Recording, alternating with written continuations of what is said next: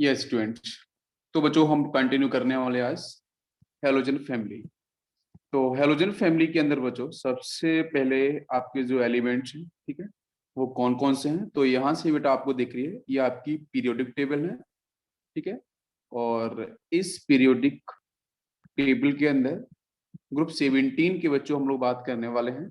तो ग्रुप 17 आपको यहाँ ये जो ग्रुप आपको दिख रहा है, दिस इज एक्चुअली ग्रुप 17, ठीक है। ये जो ग्रुप 17 है, इसके बाद बच्चों आपको यहाँ पे मिलता है ग्रुप 18, ठीक है। ग्रुप 18 आपकी नोबल गैसेस होती हैं।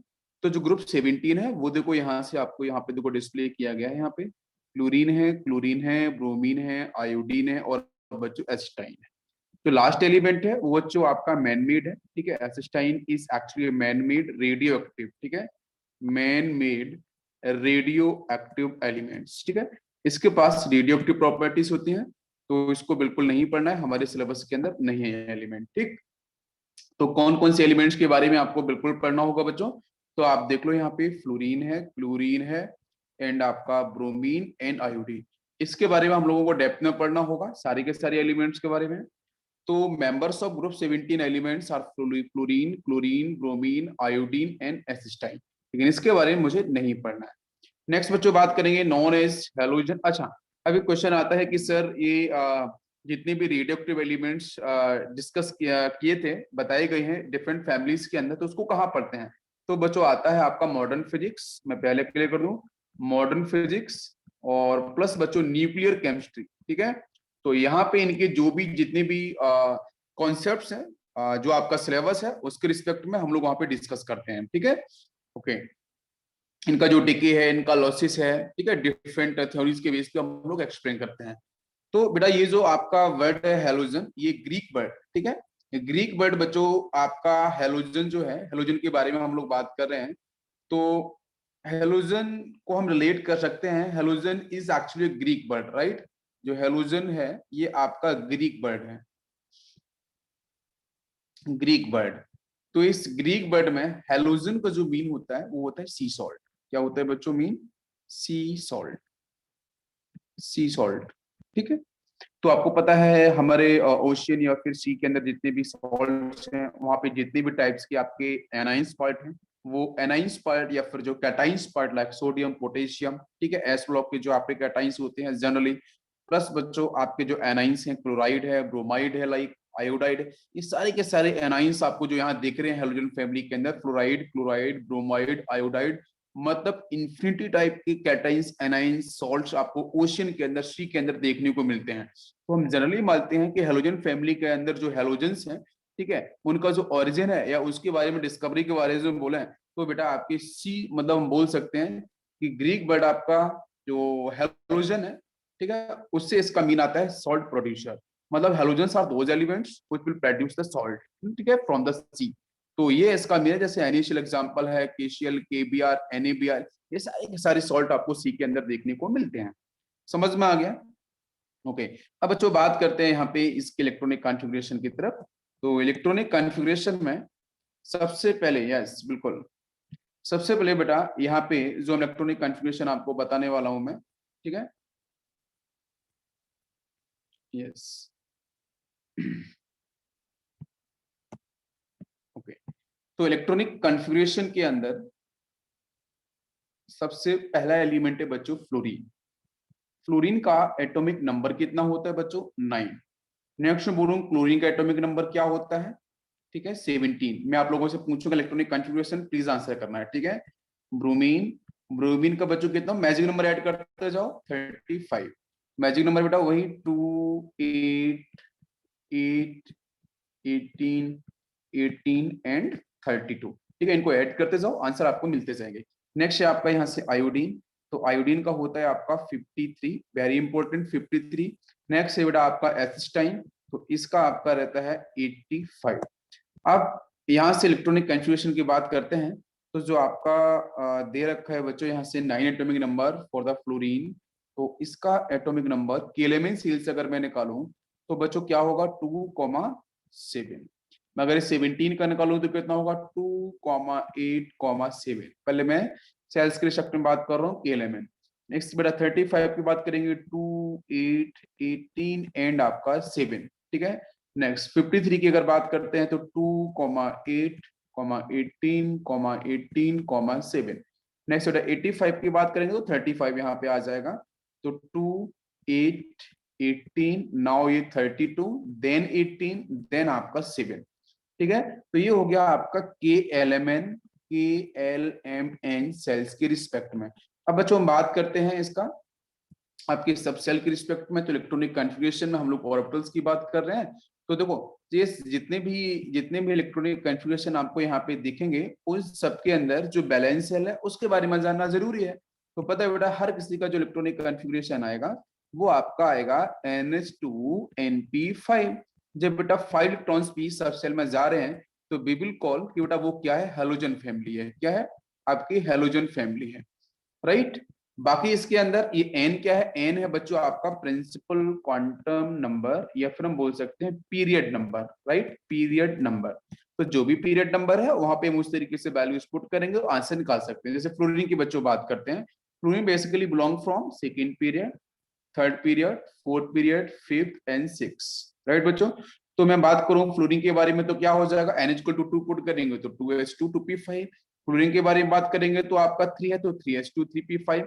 इस तरीके से अगर मैं आयोडीन के बारे में बात करूं तो आयोडीन में यहाँ पे 5 दिख रहा है तो 5s2 5p5। लेकिन इसके पहले के जितने भी आपके ऑर्बिटल्स आएंगे, जो भी प्रिंसिपल क्वांटम नंबर्स आएंगे, उनका सीक्वेंस बच्चों ऑलरेडी इलेक्ट्रॉनिक कॉन्फ़िगरेशन पढ़ाया था, हर एक पॉइंट को मैंने वहां पे क्लियर किया हुआ था, राइट। तो इसको कोई ज्यादा बताने की जरूरत आपको नहीं है। सभी क्लियर समझ में आ गया यहाँ तक?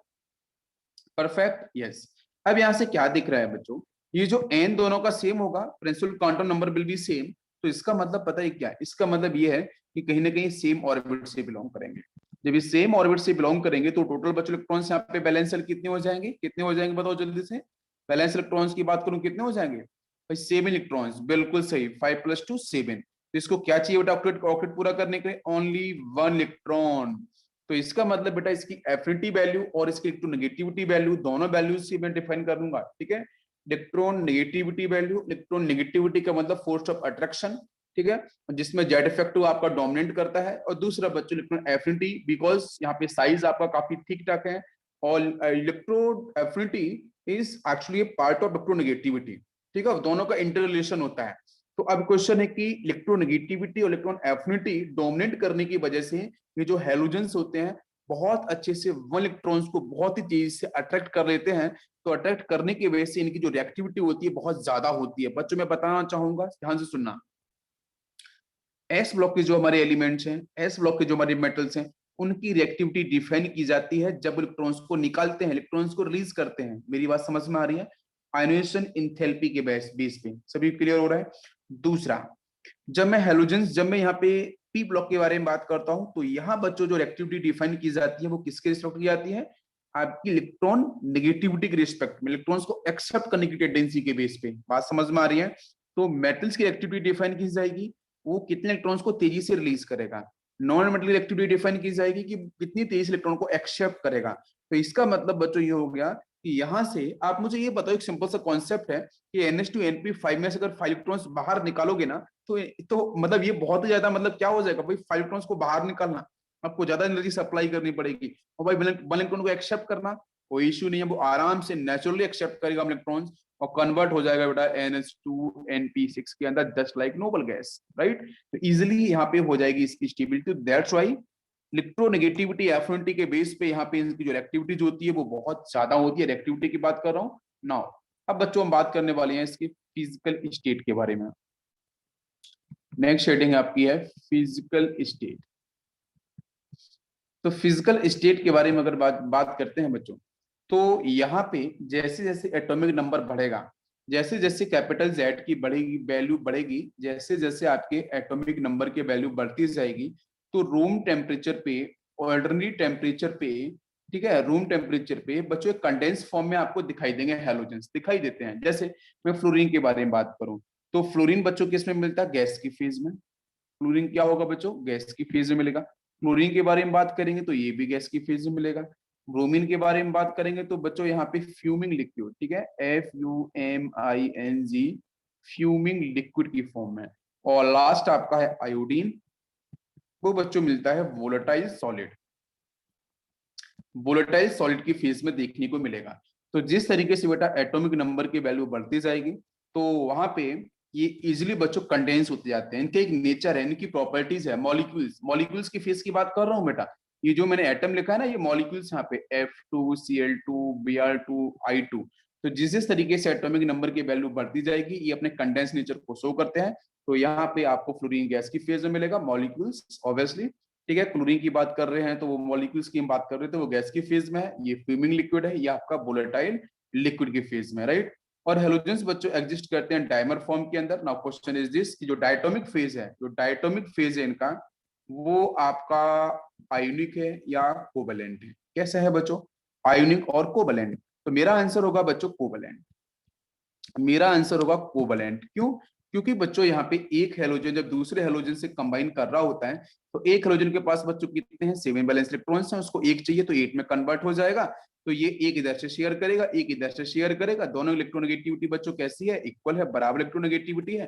तो that's why we will call कि यहाँ पे आपका क्या होगा, जो बॉन्ड डेवलप हुआ है हेलोजेंस के बीच में, डाई हेलोजेंस के बीच में जो बॉन्ड डेवलप हुआ है, वो आपका सिग्मा बॉन्ड है। वो आपका हेड टू हेड ओवरलैपिंग से हुआ है। तो that's why we will call कि बच्चों ये आपका सिग्मा बॉन्ड है, शेयरिंग से हुआ है, तो आपका कोवेलेंट बॉन्ड ही होगा, आयनिक बॉन्ड नहीं हो सकता। क्या सभी को मेरी बात समझ में आई? क्लियर है? लेकिन यहाँ पे आपका जो बॉन्डर, यहाँ पे जो आपको वो जो बॉन्ड दिख रहा है कोवेलेंट बॉन्ड, ये एक्चुअली बच्चों पार्ट होता है, पार्ट होता है आपकी van der Waals force. Van der Waals, van der Waals force. तो मेरे क्वेश्चन है यहाँ पे कि ये जो आपके हेलोजेंस हैं बच्चों, डायटोमिक फेज में मिल रहे हैं, तो आपके यहाँ पे जो वॉन्डरवॉल फोर्स होगा बच्चों, वो वीक होगा स्ट्रांग होगा? मेरा क्वेश्चन समझ में आ गया होगा आई थिंक आप लोगों को, कि जो हेलोजेंस हैं वो डायटोमिक फेज के अंदर है, कोवैलेंट मॉलिक्यूल्स हैं। जब ये मॉलिक्यूल्स बच्चों आपस में कंबाइन होंगे, जैसे जैसे मैं देता हूँ एग्जांपल, लाइक फ्लोरीन यहाँ पे F2, ये F2 इधर है ना, यहाँ पे फ्लोरीन है भाई, ये गैसेस है ना, यहाँ पे फ्लोरीन है। तो ये कोई ना कोई तो फोर्स यहाँ पे इनके साथ, आपको पता है मॉलिक्यूल्स के साथ बच्चों कौन सा फोर्स वर्क करता है, जल्दी से बताओ? Van der Waals force. इसी तरीके से बच्चों क्लोरीन के मॉलिक्यूल्स होंगे, है ना, क्लोरीन क्लोरीन इस तरीके से। तो क्लोरीन के मॉलिक्यूल्स भी अब आपस में बच्चों अटैच होंगे। ठीक है, अच्छा, इसके साथ बच्चों यहाँ पे आपका इसी तरीके से सेम पैटर्न को फॉलो करेगा, आपका ब्रोमीन आ जाएगा, और लास्ट पैटर्न बच्चों को फॉलो करेगा, आयोडीन आ जाएगा। ठीक है, तो मैं बात करना चाह रहा हूँ कि यहाँ पे अगर मैं डायटोमिक की बात कर रहा था तो वो तो कोवेलेंट बॉन्ड दिख रहा था, लेकिन ये मॉलिक्यूल्स आपस में फोर्स के साथ कंबाइन है, जो फोर्स आपका है वॉन्डरवॉल फोर्स। तो यहाँ इनका जो वॉन्डरवॉल फोर्स है बच्चों, वो स्ट्रॉन्ग या वीक? बहुत वीक।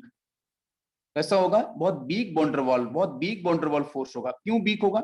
हाँ, लेकिन टॉप टू बॉटम जाने पे इंक्रीज करेगा डेफिनेटली, बिकॉज मैं बता चुका हूँ कि बेटा आयोडीन सॉलिड होता है, बिकॉज आयोडीन आपका सॉलिड होता है। तो आयोडीन सॉलिड होने का मतलब पता है क्या है? कि नीचे जाने पे जो आयोडीन के साथ जो एक बॉन्ड है, वो तो स्ट्रॉन्ग मिल ही रहा है, ठीक है, जो कोवेलेंट बॉन्ड है, लेकिन वो आयोडीन आयोडीन के साथ जब आपस में एक बॉन्ड शो कर रहे हैं, तो बच्चों वो आपके एक सॉलिड फेज को डिफाइन कर रहे हैं। लेकिन फ्लोरीन कभी भी सॉलिड में नहीं आएगा, क्लोरीन सॉलिड में नहीं आने वाला। मेरी बात समझ में आ रही है? तो मतलब मैं बोल सकता हूँ टॉप टू बॉटम जाने पे अगर इनके जो मॉलिक्यूल्स के जो स्ट्रक्चर्स हैं, मॉलिक्यूल्स का जो फॉर्मेशन है, एक मॉलिक्यूल दूसरे मॉलिक्यूल के साथ जो अटैचमेंट है, उनका जो वॉन्डरवॉल फोर्स है दैट विल डिक्रीज, राइट। और यहाँ पे जो वॉन्डरवॉल फोर्स आपका वीक होगा। वीक होने के पीछे बच्चों रीजन यही है कि जो हेलोजेंस होते हैं वो कैसे होते हैं? वोलेटाइल इन नेचर होते हैं। कैसे होते हैं? वोलेटाइल इन नेचर होते हैं। ठीक है, तो वोलेटाइल इन नेचर की वजह से इनका जो वॉन्डरवॉल फोर्स है बच्चों, वो कैसा होता है? वीक होता है। ठीक है, ये स्टेटमेंट आपको बिल्कुल करेक्ट करके ध्यान रखना पड़ेगा। सभी को समझ में आ गया? क्लियर है? बताओ बच्चों। परफेक्ट, बिल्कुल, यस।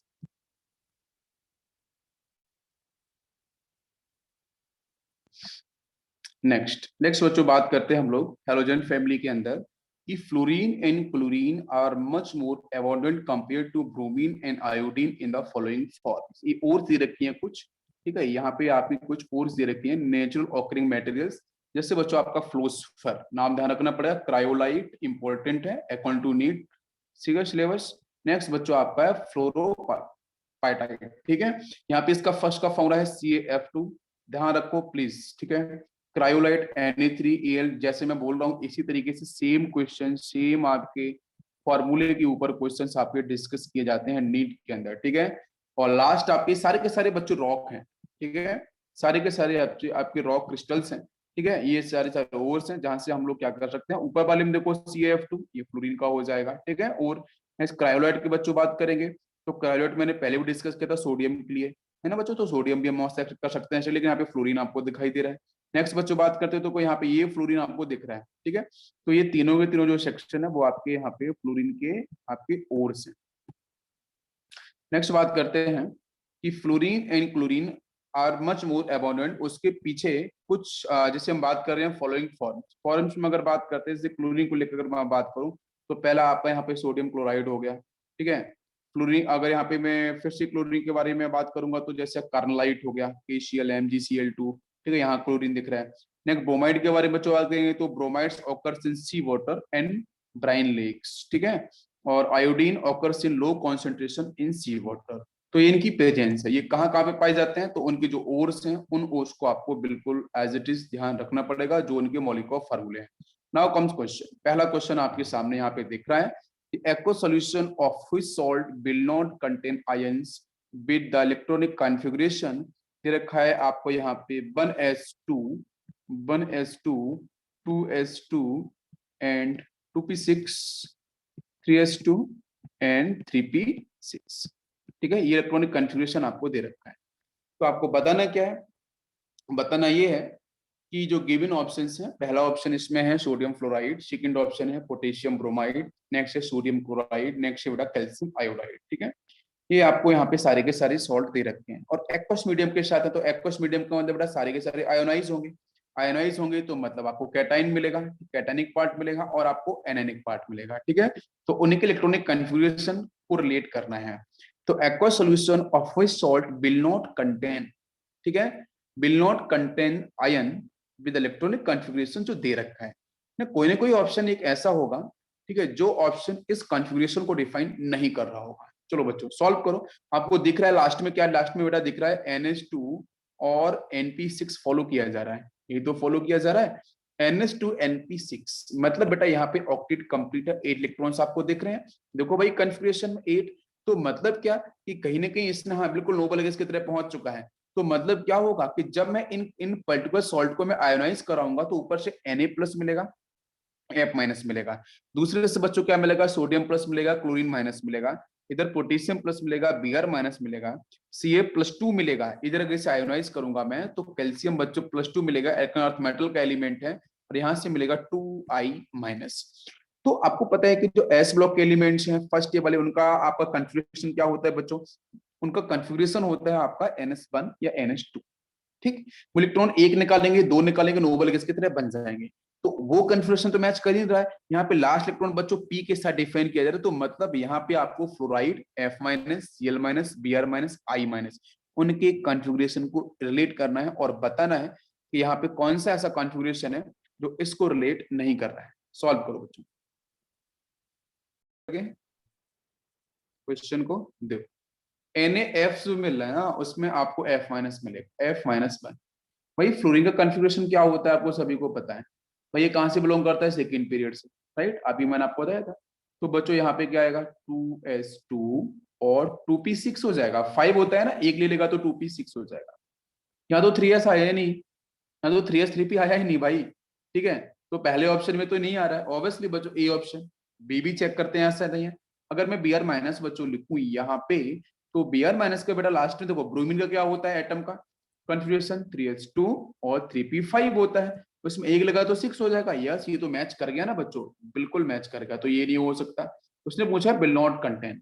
नेक्स्ट है NaCl, Cl- का जरा चेक करो। Cl- का कन्फ्यूजन क्या होता है ना, फोर्थ पीरियड का एलिमेंट है, तो 4s2 4p5 होगा ना, एक ले लेगा तो 6 हो जाएगा।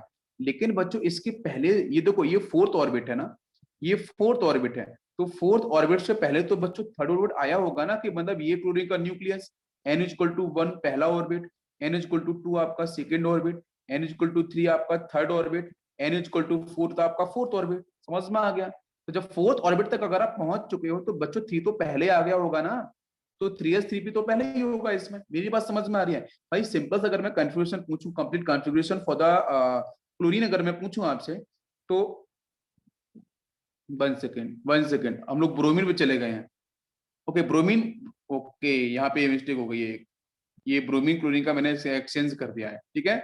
यस, देखो इसमें इसमें जब हम बात करते हैं, जब मैं बात करता हूँ क्लोरीन को लेके, तो ये 3s2 3p दिख जाएगा, लेकिन अगर मैं ब्रोमीन को लेके बात करूंगा तो ब्रोमीन के अंदर क्या कंप्लीट कन्फिग्रेशन होगा, ब्रोमीन का बात कर रहा हूँ, ब्रोमीन एटम का 1s2 2s2 2p6 होगा, फिर 3s2 आएगा, फिर 3p6 होगा, 3s2 3p6 पहले आ गया है, फिर 3d10 आएगा, फिर 4s2 आएगा, फिर 4p5, वही 4p5 4p6 में कन्वर्ट हो जाएगा। मैं बात कर रहा हूँ ब्रोमीन को लेके, जिसका एटॉमिक नंबर 35 होता है। बात समझ में आ गई?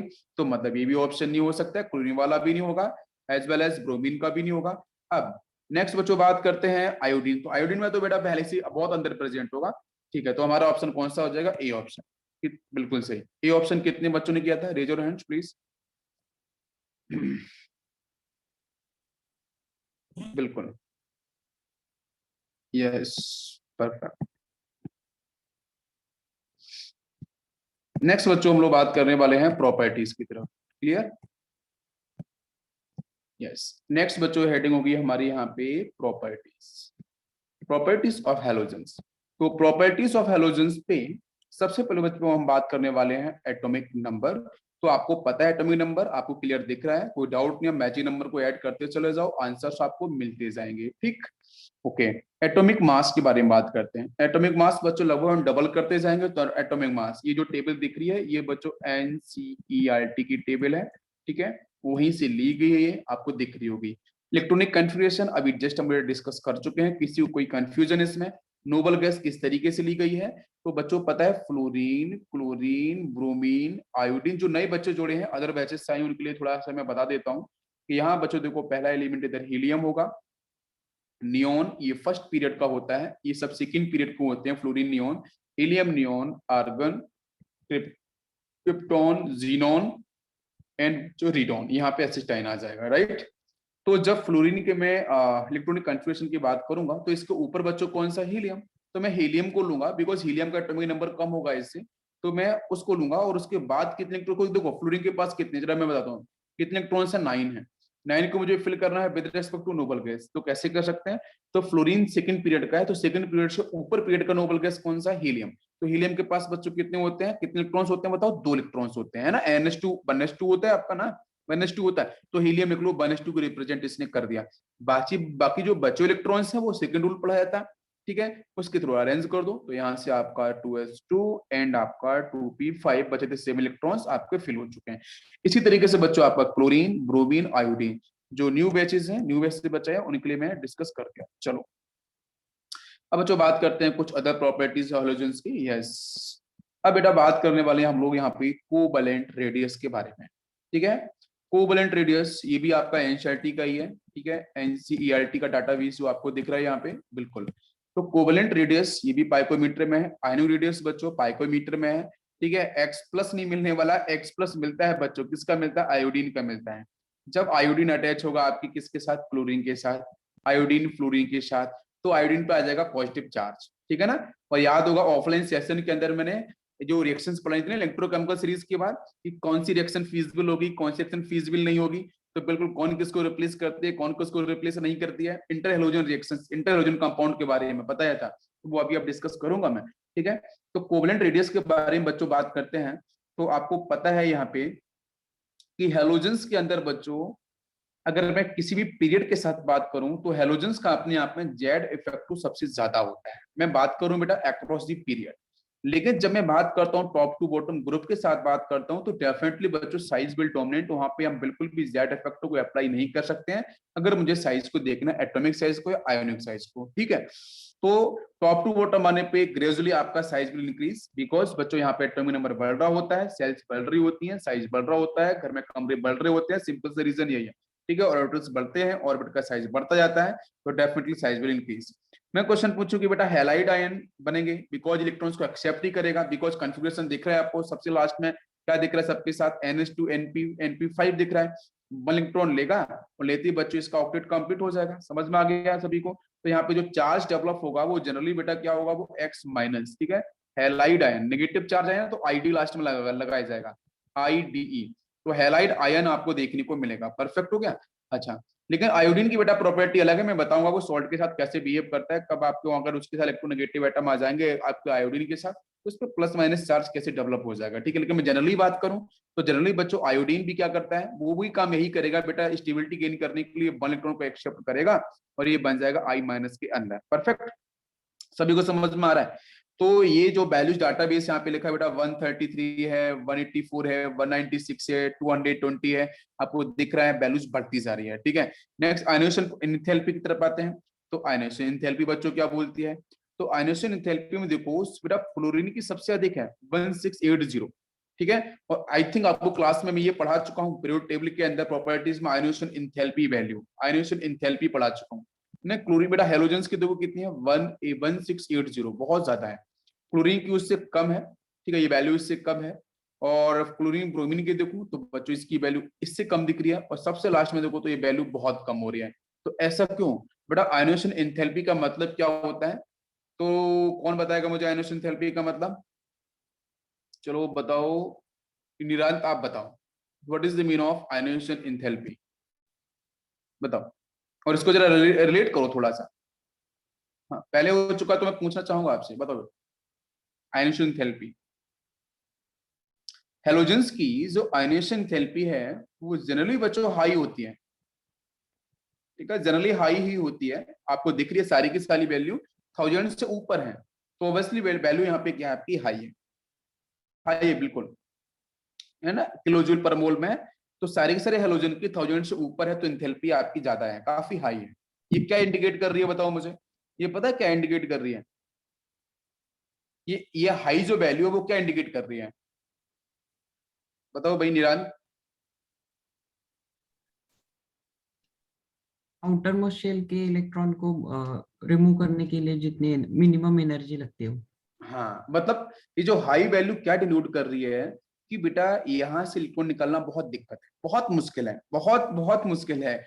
यहाँ से आप देखो आयोनाइजेशन एंथैल्पी का मतलब आपके एटम को आयोनाइज कराना, जैसे एटम ए है इसको कराया मैंने आयोनाइज, तो बच्चों ए प्लस वन में सपोज गया, मैं releasing the one electron, this is called ना आयोनाइजेशन एंथैल्पी, ठीक है। पॉजिटिव चार्ज जनरेट करना, एफिनिटी नहीं, एफिनिटी तो फिर वो गैन एंथैल्पी वाला हो जाता है, नेगेटिव चार्ज आएगा। तो मुझे बताओ हेलोजन कभी भी क्या इलेक्ट्रॉन इजीली रिलीज कर सकते हैं, क्या कभी इजीली रिलीज कर सकते हैं, मुझे बताओ, नहीं कर सकते हैं। मतलब हेलोजन जो है बेटा वो एक्स प्लस में नहीं जा सकते हैं, जब नहीं जा सकते हैं तभी तो इनकी इंथैल्पी क्या है, बहुत ज्यादा है।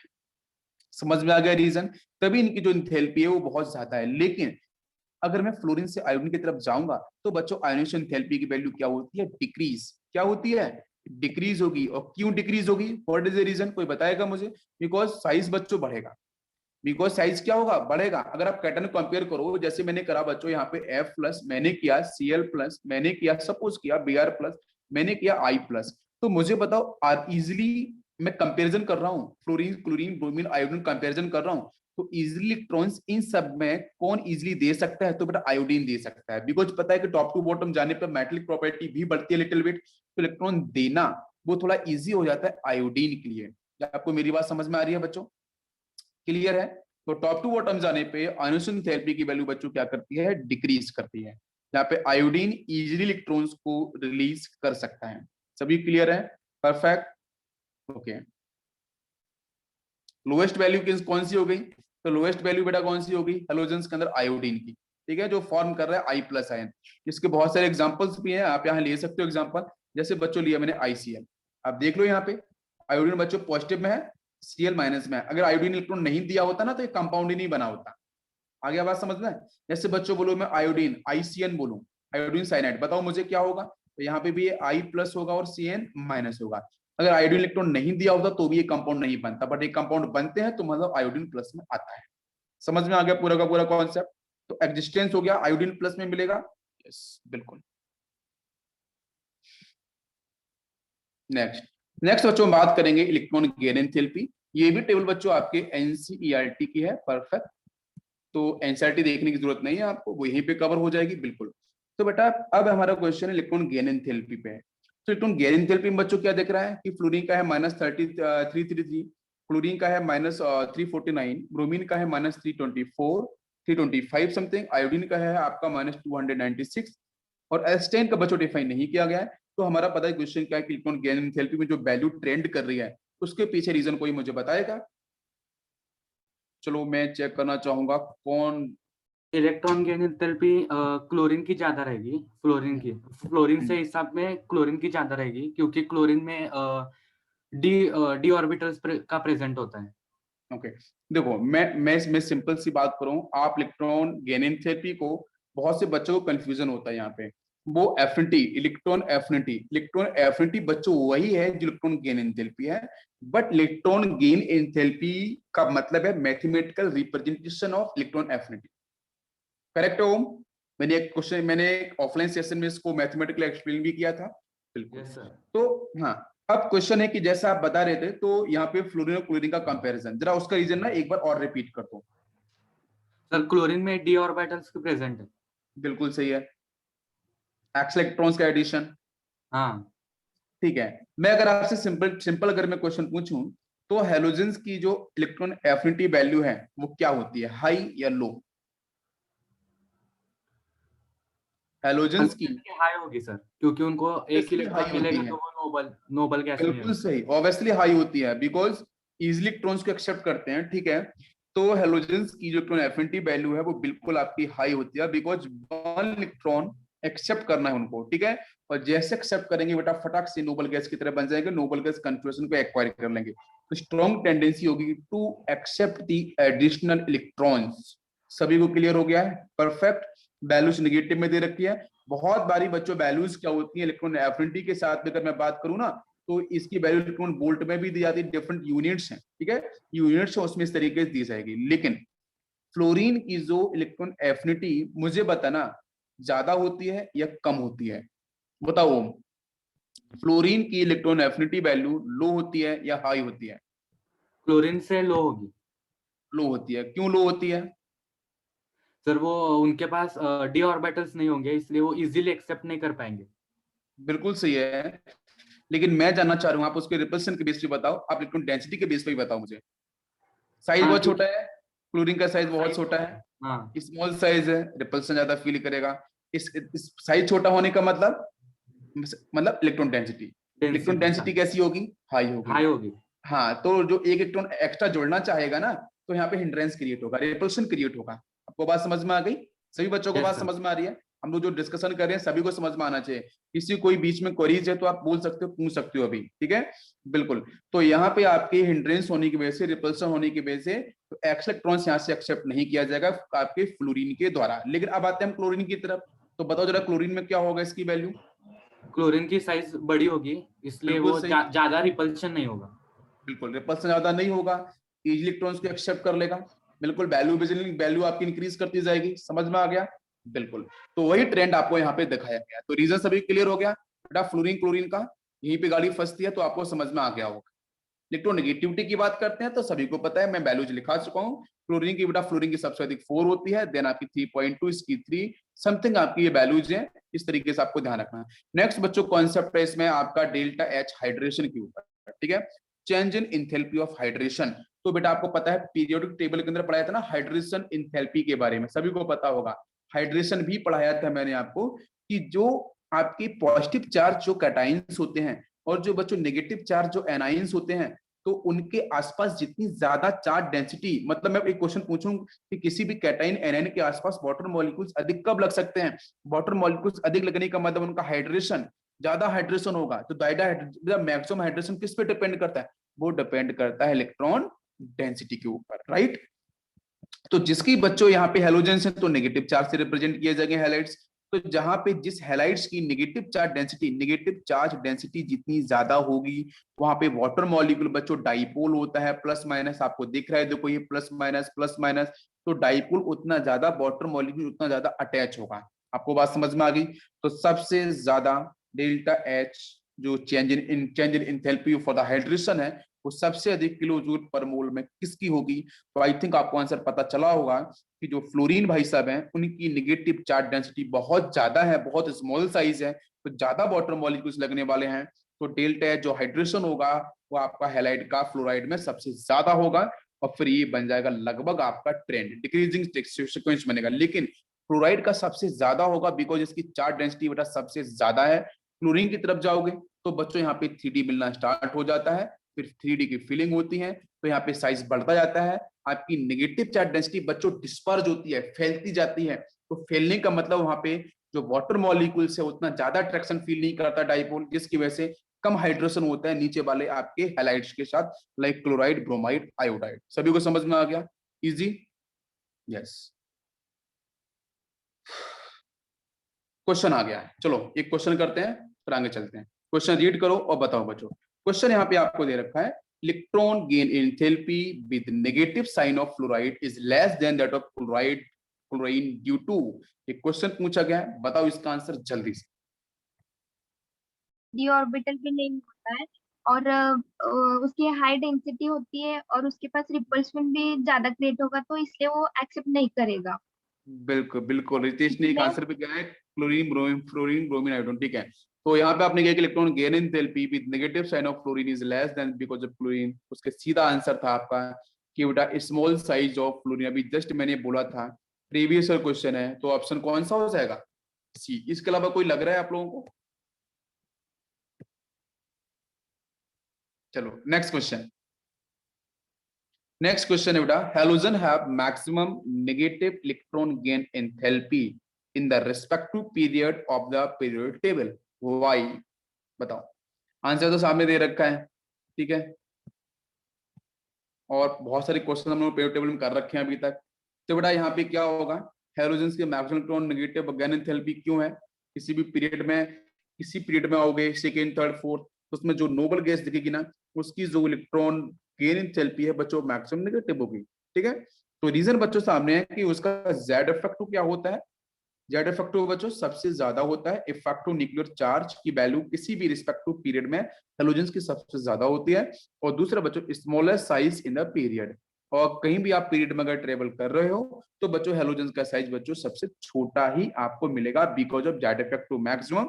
ये आपको ध्यान रखना पड़ेगा, जिसको बोलते हैं आपका attraction force, force of attraction will dominate, ठीक। नेक्स्ट बच्चों हम लोग बात करने वाले हैं melting point and boiling point के बारे में। तो क्वेश्चन हमारा ये है कि मेल्टिंग पॉइंट और बॉइलिंग पॉइंट हमारा किस तरीके से चेंज होगा।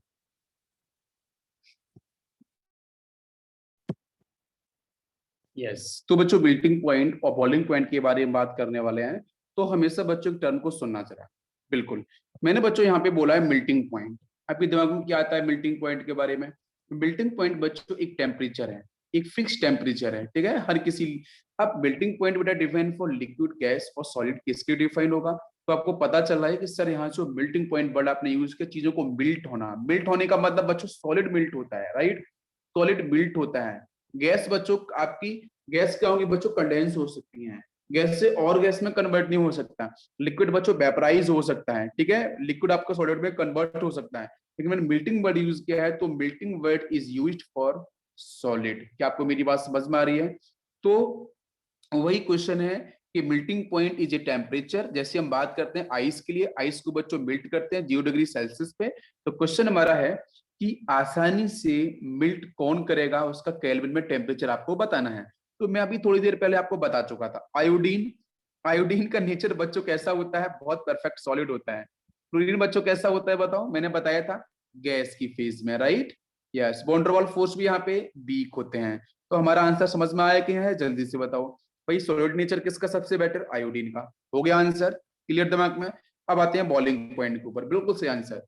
अब बेटा बॉइलिंग पॉइंट पता है, boiling point is used for, boiling point बेटा, बॉइलिंग पॉइंट किसके लिए यूज करते हैं? Boiling point is also temperature, right. जैसे वाटर के लिए क्या बॉइलिंग पॉइंट है बेटा, कौन सा टेम्परेचर बॉइल करता है मुझे, तो 100 डिग्री सेल्सियस पे, तो टेम्परेचर है। Boiling point is used for liquid, तो आपको लिक्विड के बेस पे आंसर आपको बताना है। तो दिमाग में देखना पड़ेगा कि फ्लोरीन लिक्विड है, क्लोरीन लिक्विड है, ब्रोमीन लिक्विड है, आयोडीन लिक्विड है, और उसके बेस पे आपको बताना होगा कि हमारा जो आंसर होगा वो किस तरीके से चेंज होगा।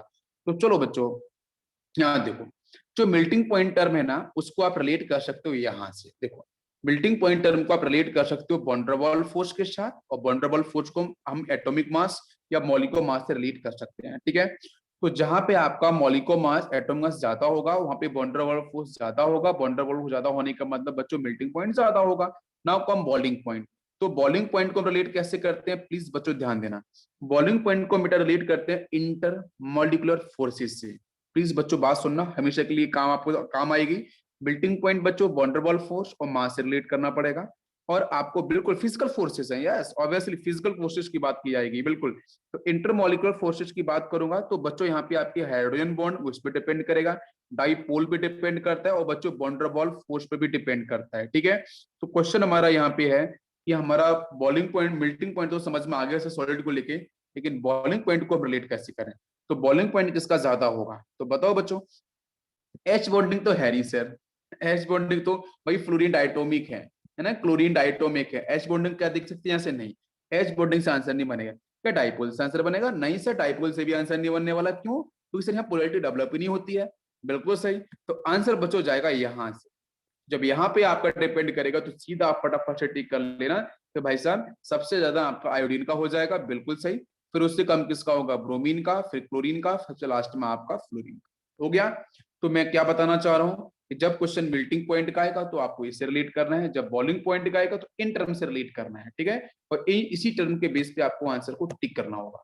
क्लियर।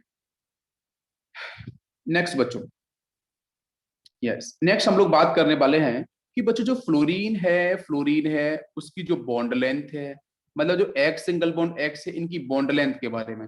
तो सबसे ज्यादा बॉन्ड लेंथ किसकी होगी बताओ, डाई हैलोजेंस में बॉन्ड लेंथ सबसे अधिक किसकी होगी, और रीजन भी बताना है विद रीजन आपको एक्सप्लेन करना है। बताओ बच्चों जल्दी से। आयोडीन की मैक्सिमम होगी, ओम बताओ क्यों होगी, साइज बढ़ रहा है, साइज बढ़ रहा है तो उसकी वजह से बॉन्ड लेंथ बढ़ेगी बिल्कुल फ्लोरीन से आयोडीन की तरफ, बिल्कुल बिगर साइज। तो बॉन्ड लेंथ क्या होगी, फ्लोरीन की मिनिमम हो जाएगी, जिसको मैं बॉन्ड डिस्टेंस एनर्जी से भी रिलेट करने वाला हूं। यस बिल्कुल। तो अगर बॉन्ड लेंथ बच्चों छोटी हो जाएगी तो बॉन्ड डिस्टेंस एनर्जी क्या होगी, हाईएस्ट। तो सबसे ज्यादा बॉन्ड डिस्टेंस एनर्जी ना फ्लोरीन की होनी चाहिए थी, लेकिन फ्लोरीन की होती नहीं है, ये भी बात है। फ्लोरीन की मैं आपसे एक टर्म यूज कर रहा हूं कि सबसे छोटा साइज किसका है, मुझे बताओ बच्चों, fluorine. F single bond F, मतलब फ्लोरीन और फ्लोरीन का जो बॉन्ड है ना उसका साइज सबसे छोटा होगा, ठीक है, बिल्कुल सही। तो मैं जो डिस्टेंस के बारे में बात कर रहा हूँ, बॉन्ड लेंथ के बारे में बात कर रहा हूँ, पाइकोमीटर के साथ में जो वैल्यू यहाँ पे ले रहा हूँ वो वैल्यूज में फ्लोरीन सबसे छोटी वैल्यूज है, क्योंकि फ्लोरीन का साइज बहुत छोटा है। जब भी हम बॉन्ड लेंथ के बारे में बच्चों बात करेंगे तो always focus on size, size से आपको आंसर निकालना है, सबसे छोटा साइज इसका फ्री साइज हो जाएगा। अब क्वेश्चन मेरा समझना जरा ध्यान से, अगर फ्लोरीन का साइज सबसे छोटा है, बॉन्ड लेंथ सबसे छोटी है, तो बच्चों ज्यादा एनर्जी सप्लाई करनी पड़ेगी, क्यों, क्योंकि फ्लोरीन का जो न्यूक्लियस है ना, फ्लोरीन एटम का जो न्यूक्लियस है उसके क्लोज बहुत सारे इलेक्ट्रॉन्स होंगे, जो सिग्मा बॉन्ड इलेक्ट्रॉन्स है ना, भाई फ्लोरीन के साथ जो दो इलेक्ट्रॉन्स आपके यहाँ पे शेयर्ड हुए हैं, ये फ्लोरीन के जो आपका न्यूक्लियस उससे काफी क्लोज होंगे, भाई बहुत छोटे साइज के है ना। तो न्यूक्लियस के इतने क्लोज हैं तो एनर्जी भी आपको देनी पड़ेगी अगर आपको बॉन्ड को ब्रेक करना पड़ेगा, बिल्कुल सही। लेकिन बच्चों यहाँ पे फ्लोरीन का होना चाहिए था मैक्सिमम बॉन्ड डिसोसिएशन एंथैल्पी इन किलोजूल पर मोल, लेकिन क्लोरीन का इससे अधिक है, ऐसा क्यों, कोई बताएगा मुझे। चलो मैं पूछूंगा संदेश से, बताओ बेटा संदेश क्या होना चाहिए, बताओ जरा। बॉन्ड डिसोसिएशन एनर्जी का order sir. Bond distribution energy का रीजन बताना है। फ्लोरीन, फ्लोरीन का देखो बॉन्ड लेंथ सबसे छोटा है, तो राइट, तो वहां पे इलेक्ट्रॉन्स न्यूक्लियस से बहुत क्लोज होंगे, तो मतलब वहां पे बॉन्ड डिस्ट्रीब्यूशन एनर्जी वैल्यू ज्यादा होनी चाहिए थी, वो कम क्यों है क्लोरीन से, ये और आपको लोन पे रिपल्शन की वजह से वो पीछे आ जाएगा सबसे। ठीक है, ठीक है। आपने आपने यहाँ पे ये बोला है कि बॉन्ड डिस्ट्रीब्यूशन एनर्जी फ्लोरीन की कम है, आपकी क्लोरीन से भी कम है, इवन ब्रोमीन से भी कम है, समझ में आ रहा है, फ्लोरीन से भी कम है, ब्रोमीन से भी कम है। तो इन दोनों से कम क्यों है, इन दोनों से कम क्यों है, रिपल्शन थ्योरी। हाँ सर, हाँ बिल्कुल सही है, लोन पे रिपल्शन हो जाएगा फ्लोरीन इसको का। बोलते हैं हम लोग इंटर इलेक्ट्रॉनिक रिपल्शन। और कौन से इलेक्ट्रॉन रिपल्शन करेंगे, नॉन बॉन्डेड इलेक्ट्रॉन्स, मतलब लोन पेयर्स, और कौन से 2p वाले। क्या आपको मेरी बात समझ में आ रही है, बताओ जरा। इसमें 2p उसमें 3p उसमें इस तरीके से आएगा ना। तो हाँ जो सर। हम वही बात करें, जो नॉन बॉन्ड इलेक्ट्रॉन्स है उनका जो रिपल्शन है उनके रिपल्शन के बेस पे, लेकिन फ्लोरीन में बेटा 2p के जो फ्लोरीन के अंदर जो 2p के इलेक्ट्रॉन्स होंगे ना वो नॉन बॉन्डेड है भाई साहब, उनके साथ ना बहुत तगड़ा रिपल्सन होने वाला, इतना तगड़ा रिपल्सन होने वाला है कि वो ऑटोमेटिक कम एनर्जी देने पे ही वो आपस में ब्रेक हो जाएगा इजीली। मेरी बात सभी को समझ में आ रही है। फ्लोरीन के 2p ऑर्बिटल्स जो नॉन बॉन्डेड हैं, जो लॉन पेयर्स वाले हैं, वो इतना रिपल्सन फील करेंगे, उसको बोलते हैं इंटर इलेक्ट्रॉनिक रिपल्सन। तो दैट्स व्हाई एफ और एफ बॉन्ड बच्चों वीक हो जाएगा। एफ और एफ बॉन्ड कैसा हो जाएगा? Weak as compare to chlorine and bromine. समझ में आ गया सभी को? Sequence is clear? तो सबसे ज्यादा बच्चों किसका होगा बताओ आंसर मुझे? क्लोरीन का सबसे ज्यादा हो गया, फिर कौन सा आ जाएगा? ब्रोमीन का, फिर किसका आ जाएगा? क्लोरीन का, फिर किसका आ जाएगा? आयोडीन। किसी कोई डाउट बता दो अभी तक, फिर ना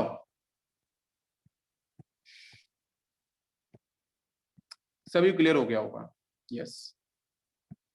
नेक्स्ट बच्चों हम लोग बात करने वाले हैं यहाँ पे, ये देखो स्टैंडर्ड ऑक्सीडेशन पोटेंशियल वैल्यू। ठीक है, स्टैंडर्ड ऑक्सीडेशन पोटेंशियल वैल्यूज और स्टैंडर्ड रिडक्शन पोटेंशियल वैल्यूज आपको एक क्लास में बिल्कुल मैंने डिस्कस कर रखा था बच्चों। अगर आपको याद होगा कि फ्लोरीन हमारा स्ट्रॉन्ग ऑक्सीडाइजिंग एजेंट क्यों है, उसके पीछे रीजन क्या था, वो तीन एनर्जी थी, उन तीनों एनर्जी को मैंने रिलेट किया था।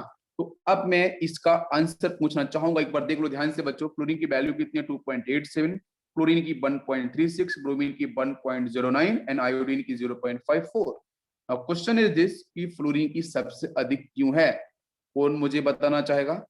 चलो चेक करता हूं मैं।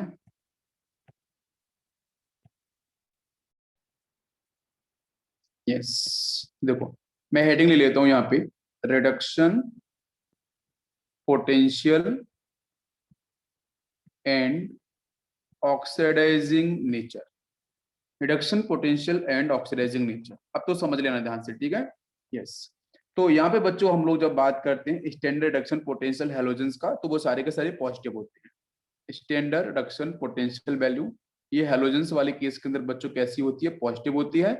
और ये जो वैल्यू है एसआरपी वैल्यू बच्चों को डिक्रीज करती है अगर आप मूव कर रहे हो फ्लोरीन से आयोडीन की तरफ। ठीक है, ये वैल्यू आपकी एसआरपी वैल्यू क्या होती है बच्चों?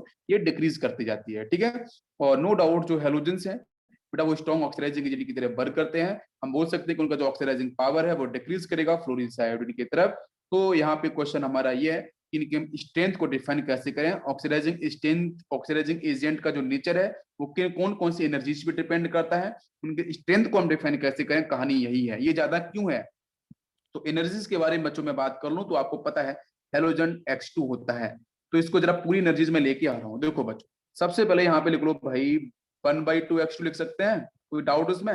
ये आपका सपोज सॉलिड है, ले लिया मैंने, it is a solid. 1/2 X2 multiply कर दिया तो एक एटम हो गया, मैंने ऐसे डिफाइन कर लिया। तो बताओ कितनी एनर्जी देनी पड़ेगी फिर से सॉलिड? तो हीट ऑफ फ्यूजन डिफाइन होगा, वो भी कितना? 1/2 into heat of fusion. Fusion is defined for solid, ठीक है? तो 1/2 हीट ऑफ फ्यूजन डिफाइन होगा। तो बच्चों कन्वर्ट किस में हो जाएगा? 1/2 X2 लिक्विड के अंदर। क्या सभी को समझ में आ रहा है? 1/2 X2 लिक्विड में कन्वर्ट हो गया। अब इसके बाद क्या होगा? जब लिक्विड में आ गया तो बच्चों दैट विल वेपराइज। तो हम क्या करेंगे? 1/2 इंटू हीट ऑफ, मैं लिख भी रहा हूं पूरा, हीट ऑफ वेपराइजेशन बच्चों हम लोग यूज करेंगे। तो यहां से बताओ आंसर क्या मिलेगा? जल्दी थोड़ा, वेपर्स बन चुकी है, मतलब 1/2 जो X2 होगा बेटा वो मिल जाएगा गैस। यहां तक किसी को डाउट नहीं? अब क्या करेंगे बेटा? डिसोसिएशन लेके आ जाओ सीधा। तो हम क्या करेंगे? अब इस पूरे प्रोसेस को हम समझ सकते हैं कि गैस में बन चुका है। अब इसी कहानी को पूरा हम कैसे हम डिफाइन करें? तो जब गैस वाली फेज आ चुकी है, अब इस गैस की फेज से हम पूरा एफिनिटी वगैरह वर्ड को, हम हीट ऑफ हाइड्रेशन को हम कैसे इंट्रोड्यूस करें? तो पहली बात बच्चों ये समझ में आनी चाहिए कि सबसे पहले जो भी आपको यहाँ पे सॉलिड्स में, क्योंकि आपका H2 फॉर्म है, डायटोमिक फॉर्म है, आपको सॉलिड फेज में मिल सकते हैं। ठीक है, तो उसी से हम रिलेट करते हैं। पहले हीट ऑफ फ्यूजन को यूज करना पड़ेगा, फिर आपको यहाँ पे क्या करना पड़ेगा कि उसको आपको वेपराइजेशन करना पड़ेगा। तो यहाँ तक कहानी पूरी की पूरी हो गई है। अब इसके बाद अब मैं डिस्कस करूंगा, ध्यान देना उसी पे। जब गैस बन चुका है तो 1/2 जो X2 हुआ था गैस, उस गैस के साथ बच्चों में क्या करूंगा? 1/2 कर दूंगा into heat of dissociation. Heat of dissociation word में यूज कर रहा हूं बिकॉज यहाँ पे एटम्स मैंने 2 लिए हैं। तो 1/2 का मल्टीप्लाई में लगातार करता हूँ, कॉफिशिएंट है। तो बच्चों यहाँ से X एक गैस आपको मिल जाएगी। अब X जो गैस मिल चुकी है तो बेटा मैं क्या करूं? याद करो इलेक्ट्रॉन एफिनिटी, डेफिनेशन याद होगा, affinity is used for isolated gases atom, वो आपको हेलोजन मिल चुका है। तो बच्चों यहाँ से मिल जाएगा X माइनस, ये हो चुकी है आपकी गैस। सभी को समझ में आ रहा है? बताइए जरा, यहाँ तक क्लियर है? जब X माइनस गैस आ चुकी है तो बच्चों हम यूज करेंगे हीट ऑफ हाइड्रेशन। अगर आपको पता होगा हीट ऑफ हाइड्रेशन, पूरे के पूरे टर्म मैंने वैल्यूज भी लिखाई थी आपको, बोला था रट्टा मत मारना, बस समझ लेना एक बार। हीट ऑफ हाइड्रेशन और तीनों का एडिशन भी किया था हमने तीनों एनर्जी का, हीट ऑफ हाइड्रेशन, तो बच्चों ये कन्वर्ट हो गया x माइनस हाइड्रेशन के अंदर, ठीक है, x माइनस हाइड्रेशन के अंदर। इसे सीधा भी मैं अगर मैं यहाँ से इस तरीके से कन्वर्ट करूँ तो मैं क्या बोल सकता हूँ, 1/2x2 जो गैस है, अगर मैं x माइनस हाइड्रेशन में कन्वर्ट करूँ तो यही बच्चों होती है इसकी ऑक्सीडेशन पोटेंशियल वैल्यू, यही होती है ऑक्सीडेशन पोटेंशियल वैल्यू। तो oxidation potential value is actually depend upon heat of association, electron affinity and heat of hydration. सभी को समझ में आ गया, क्लियर हो गया यहाँ तक, क्लियर। लेकिन टोटल एनर्जी बच्चों कितनी हुई, टोटल एनर्जी इनिशियली से स्टार्ट करेंगे, टोटल एनर्जी स्टार्टिंग से फ्यूजन वाली, फ्यूजन होगी, इवेपोरेशन होगी, डिसोसिएशन होगी, एफिनिटी होगी, हाइड्रेशन होगी, सबका addition is equal to oxidation potential. हो गया आंसर। तो एक बार लिख देता हूं मैं, total energy is equal to हो जाएगा बेटा 1/2 into HF heat of fusion plus 1/2 बेटा प्लस माइनस कैसे लिखते हैं, वो एनर्जी आपके एगोथर्मिक एंडोथर्मिक उसके रिस्पेक्ट में, ठीक है, प्लस माइनस जो हम लगाते हैं, प्लस ये हो जाएगी डेल्टा H आपकी EB, EB मतलब एवोपरेशन है ना, एवोपरेशन, एवोपरेशन, प्लस बच्चों 1/2 HD, D का मतलब बच्चों डिसोसिएशन, ठीक है, ध्यान रखना, माइनस इलेक्ट्रॉन एफिनिटी बच्चों नेगेटिव में होती है, तो इलेक्ट्रॉन एफिनिटी बिल्कुल सही, माइनस H हाइड्रेशन वो भी नेगेटिव के अंदर, परफेक्ट।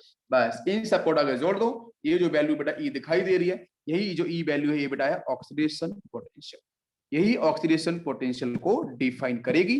और ये सारी वैल्यूज पुट करोगे तो वो वैल्यूज निकल के आएंगी जो मैंने अभी आपको डिस्कस करी थी, जैसे फ्लोरीन की प्लस 2.85, क्लोरीन की है प्लस 1.36, ब्रोमीन की है प्लस 1.09 समथिंग, आयोडीन की होती है 0 में 0.54 या 56 समथिंग होती है, ठीक है। तो यही सारी वैल्यूज आपको फॉलो करनी है और आंसर आपको फटाफट से निकल के आ जाएगा। किसी कोई डाउट, मैंने फिर से पूरा का पूरा एक्सप्लेन कर दिया आप लोगों के लिए, किसी को क्लियर? तो बताओ बेटा, ऑक्सीजन पोटेंशियल वैल्यू डिक्रीज करती है फ्लोरीन से आयोडीन की तरफ, सभी क्लियर है?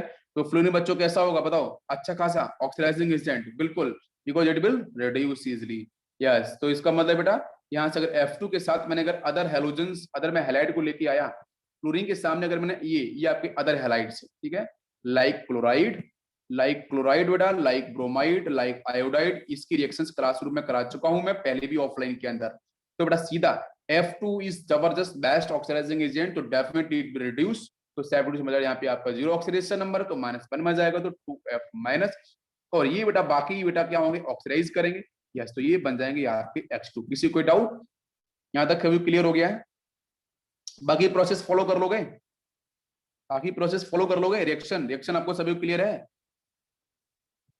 ओके, वो रिएक्शन में सब करा चुका हूं ना, पहले करा चुका हूं, आप नोट्स एक बार देख लेना, बाकी आपको डाउट रहता है तो प्लीज बच्चों आप लोग डिस्कस कर सकते हो मेरे साथ। यस, क्वेश्चन, नेक्स्ट क्वेश्चन बेटा सामने हाथ, क्वेश्चन है among fluorine, chlorine, bromine, iodine the lowest ionisation potential will be of, lowest ionisation potential किसकी होगी, अभी हम लोगों ने पढ़ा था इसके पहले, बताओ बच्चों। आयोडीन, क्यों? कम हीट देने पे ही इलेक्ट्रॉन निकाल देगा, कम हीट देने पे इलेक्ट्रॉन्स निकाल देगा, बिकॉज ऑफ मेटेलिक प्रॉपर्टीज थोड़ी बहुत।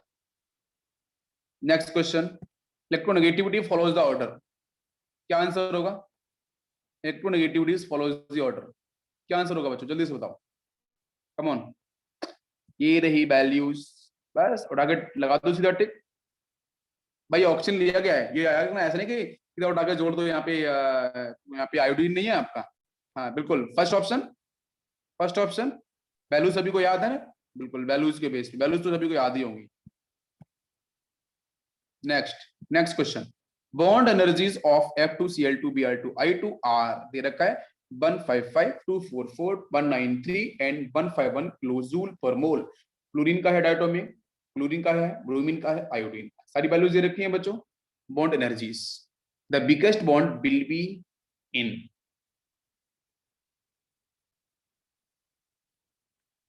कौन सा होगा? आयोडीन, हाँ, biggest bond because of bigger size, right. लेकिन वहां पे डाटा भी तो दे रखा है, डाटा के बेस पे तो निकाल सकते हैं। 151 ना, बिल्कुल सही, ग्रेट। नेक्स्ट, अब आते हैं बच्चों हम लोग सॉल्युबिलिटी की तरफ। मजेदार कहानी है सॉल्युबिलिटीज, ये भी हो चुकी है ऑफलाइन के अंदर, ठीक है, आप सुन लो यहाँ पे फिर से ध्यान से। सॉल्युबिलिटीज बिकॉज आ रहा है, करेक्ट आंसर आपका लो बॉन्ड एनर्जी, ठीक है। तो अब बच्चों बात कर रहे हैं हम लोग सॉल्युबिलिटी की तरफ।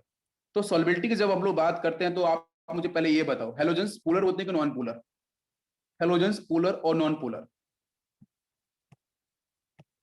अरे भाई नॉन पोलर ना, पोलरिटी थोड़ी नहीं होती यार, नॉन पोलर। जब हैलोजेंस बेटा नॉन पोलर होते हैं तो पोलर के साथ डिसॉल्व होंगे ही नहीं, भाई सेम नेचर होना चाहिए ना। तो पोलर के साथ डिसॉल्व होते हैं बट बहुत ही लेस एक्सटेंट में होते हैं, लगभग होते हैं, लाइक वाटर मॉलिक्यूल्स ले सकते हो पोलर प्रोटोकॉल सॉल्वेंट। तो इनके साथ ये इजीली सॉल्युबल नहीं होते हैं आपके हैलोजेंस, बिकॉज वो होते हैं नॉन पोलर। कैसे होते हैं? नॉन पोलर इन नेचर होते हैं। तो बच्चों अगर मैं यहाँ पे फ्लोरीन के साथ अगर मैं बाकी और अदर कंपाउंड लेके आऊं तो उनके साथ ये सॉल्युबिलिटी शो करते हैं, जैसे क्लोरोफॉर्म, जैसे CCl4 टेट्राक्लोराइड, जैसे पैराफिन्स, ठीक है। उनके साथ अगर करते हैं रिएक्शन तो यहाँ पे आपके ये पूरी तरीके से अपनी सॉल्युबिलिटी को डिफाइन करते हैं, बिकॉज वो भी आपके डाइपोल मोमेंट अप्रॉक्स आपका 0 होता है, कभी डाइपोल मोमेंट आप अप्रॉक्स 0 मान लेते हैं, तो भाई दोनों का नेचर सेम है, तो इसका मतलब वो इजीली आपके सॉल्युबिलिटी शो करेंगे। तो यह सॉल्युबिलिटी, तो सॉल्युबिलिटी में है fluorine and chlorine react with water, next bromine and iodine are only sparingly soluble in water but are soluble in various organic solvent, ठीक है। यस, नेक्स्ट है फ्लोरीन के साथ अगर वाटर मॉलिक्यूल रिएक्शन करी जाएगी तो बच्चों ये बनेगा answer 4H plus ion 4F minus ion, ठीक है। बाकी आपको यहाँ से मिल जाएगा O2 गैस। क्लोरीन के साथ रिएक्शन करेगा तो HCl बनेगा, HOCl बनेगा। ब्रोमीन के साथ करेगा तो बेटा HBr बनेगा, HOBr बनेगा, ठीक है। ये कुछ आपकी कॉमन रिएक्शंस हैं जिसको डिस्कस मैंने आपको पहले भी किया है, ठीक है। ये रिएक्शंस किस तरीके से आपके पॉसिबल होंगी तो एक बार इसको फिर से हम समझ लेते हैं थोड़ा सा, ठीक है। अच्छा, क्वेश्चन सुनो ध्यान से कि अगर बच्चों मैंने यहाँ पे हाँ बिल्कुल, 1 सेकंड, अगर मैंने यहाँ पे 2 मोल्स ऑफ फ्लोरीन यूज किया है in the presence of 2 mole of water, ठीक है, तो आपका आंसर डायरेक्ट बेटा बनेगा 4 मोल ऑफ HF प्लस आपका O2 जो आपको ऑलरेडी दिख रहा है, ठीक है। यस, नेक्स्ट अगर मैं हाँ फ्लोरीन के साथ बात कर रहा हूँ, HF, ये HF सॉल्ट और यहाँ पे एसिड बनेगा, ये HF वीक एसिड होगा, बाकी O2 गैस रिलीज हो जाएगी। अगर फ्लोरीन के साथ मैं मोल्स बदलता हूँ, मैं अगर 3 मोल्स कर देता हूँ तो आंसर क्या बनेगा? यहाँ पे 3 मोल है और यहाँ भी 3 मोल है, 3 mole of fluorine react with 3 moles of water molecules, तो फिर आंसर क्या बनेगा? ये 6 मोल HF हो जाएगा और ये बच्चों O2 नहीं बनेगा, ये बन जाएगा ओजोन, ये बन जाएगा ओजोन, ये ध्यान रखना पड़ेगा। तो मोल्स इंक्रीज करने पे ये बड़ा कन्वर्ट हो जाएगा किसके अंदर? ओजोन, O2 में नहीं ओजोन में कन्वर्ट हो जाएगा, ठीक है। तो फ्लोरीन के 2 रिएक्शन सबसे इंपॉर्टेंट है। अगर फ्लोरीन के मोल्स बच्चों 3 मोल्स होते हैं वाटर मॉलिक्यूल 3 के साथ तो O2 गैस रिलीज करेगा। अगर फ्लोरीन के मोल्स बच्चों 3 मोल्स हो जाते हैं तो फिर उस केस में ओजोन रिलीज करता है। तो ओजोन और O2 दोनों को आपको बिल्कुल सही से ध्यान रखना पड़ेगा। क्लियर है? सभी को समझ में आ गया? ओके, तो ये 2 क्वेश्चन इंपॉर्टेंट है, बाकी क्वेश्चन आपके सिंपल तरीके से सॉल्व क्लोरीन ब्रोमीन के। यस, एक क्वेश्चन यहाँ पे है, देखो ध्यान से, क्वेश्चन दे रखा है बेटा, chlorine water on standing loses its colour and forms. तो ये भी है, देखो फ्लोरीन की 2 रिएक्शन मैंने बता दी। फ्लोरीन अगर 2 मोल्स के साथ होगा तो आपके टोटल